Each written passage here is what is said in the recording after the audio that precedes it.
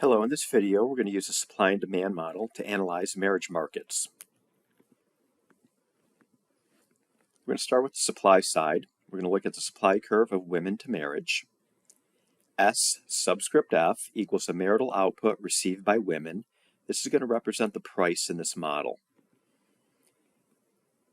Marital output can be companionship, housing, various services, material goods, forms of risk sharing. Women will marry if the expected net benefits of marriage are greater than being single. An increase in the marital output received by women causes more women to want to marry. Once again, S subscript F represents the price in this model. It's the material output that women receive from men. Here is our supply curve of women to marriage. It has two parts, an upward sloping part and a vertical part. On the quantity axis here, we're just looking at the number of women, in this case measured in millions. And then on the price axis, we got this S subscript F, or SF, and that is the marital output paid by men or received by women, the price. So the supply curve of women to marriage at first slopes upward. As women receive more resources from marriage, they are more willing to get married. So at first, as women receive more resources, SF is increasing. We see that the quantity supplied of women to marriage increases.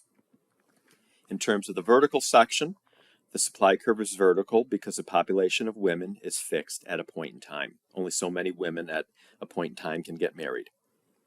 Now let's look at the demand side. Here we're going to look at the demand curve for men for wives.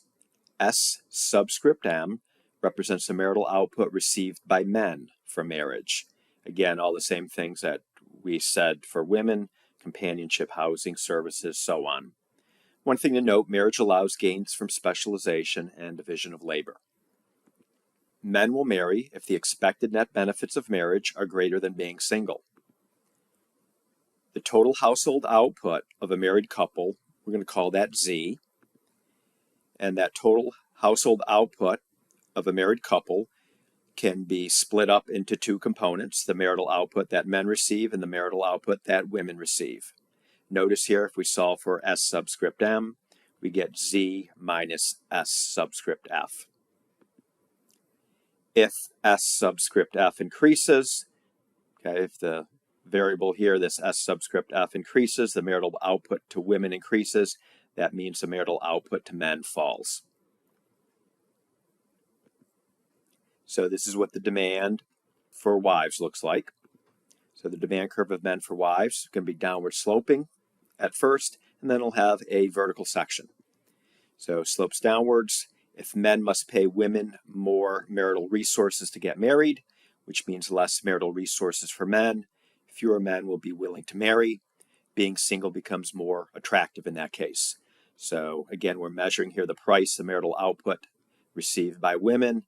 If men have to provide more marital output to women from marriage, fewer men will avail themselves to marriage. If men must pay women very little in marital resources, then getting married for men is a good deal, and more men will want to marry. So at a lower price here, the quantity demanded for wives is greater. The demand curve is vertical at the population of men. In this case, we have 8 million men that could potentially get married. All right, let's look at equilibrium. In market equilibrium, men pay women and women receive 4 units of marital output. So that is the equilibrium price here, paid by men and received by women. And the equilibrium number of marriages here is 6 million. So there are 6 million married couples. At a higher output, at a higher price here, at S subscript F equals 8, there is a surplus or excess supply of women who want to get married. More women want to get married than men. Women receive lots of resources for marriage. Many men, however, are not interested in marriage because they receive very few resources. So again, at a price above the equilibrium price, just like in other markets, there would be an excess supply. Likewise, at a price below the equilibrium price, any price below 4, We're going to have a shortage or excess demand of women who want to get married. More men want to get married than women. So in this case here, at this artificially low price, the demand for wives here, the quantity demanded for wives exceeds the quantity supplied. Let's look at a decrease in the supply of women to the marriage market. So this diminished population of women implies those who remain will face less competition amongst themselves for male partners. Conversely, given there are more men than women, men will find themselves in fiercer competition with each other, consequently increasing the resources women acquire through marriage. The equilibrium price rises here if there's a decrease in supply of women to marriage. An increase in the supply of women, consider U.S. college campuses where more women attend than men. This is not shown graphically here. This will have just the opposite effect. Men have plenty of options among all the women, so they don't have to offer women as many resources, and the equilibrium price falls. So that's what happens if there's an increase in the supply of women. Let's look if there's an increase in the women's market wages or expanded opportunities to work outside the home. Okay, so in that case, we're going to get this movement here with the supply curve. It's going to shift up vertically. Women will be better able to support themselves from higher wages, increasing their resources if single. So women will need a bigger bribe, a bigger price, more marital output from men in order to induce themselves to get married. Moving on. Changing social norms and a technological shock. The sexual revolution of the 1960s and 70s lowered the stigma of premarital sex. Birth control reduced the cost of premarital sex, less likely to have an unwanted pregnancy outside of marriage. The demand by men for wives decreases as it becomes relatively more attractive to be single.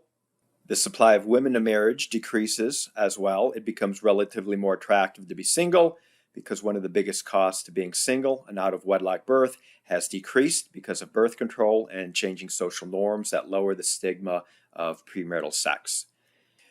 The equilibrium here tells us that there are fewer couples that are going to get married. The equilibrium price rises, 4.65 versus the old equilibrium price of 4. And so the assumption here is because the cost of unwanted pregnancy is higher for women than men, and birth control reduces this cost, the supply curve shifts more than demand. That is, the attractiveness of being single increases more for women than men under this scenario. A few notes: this model could be reformulated with the supply side representing the supply of men to marriage and the demand side representing the demand of women for husbands. This has no effect on the model's predictions. This model can also be applied to same-sex couples. And here's just a few questions of thought that we could try to answer using this model. How does war affect marriage markets if many men are drafted and lose their lives? How does an increase in male incarceration affect marriage markets? How about the spread of STDs that are antibiotic resistant? Okay, that's it.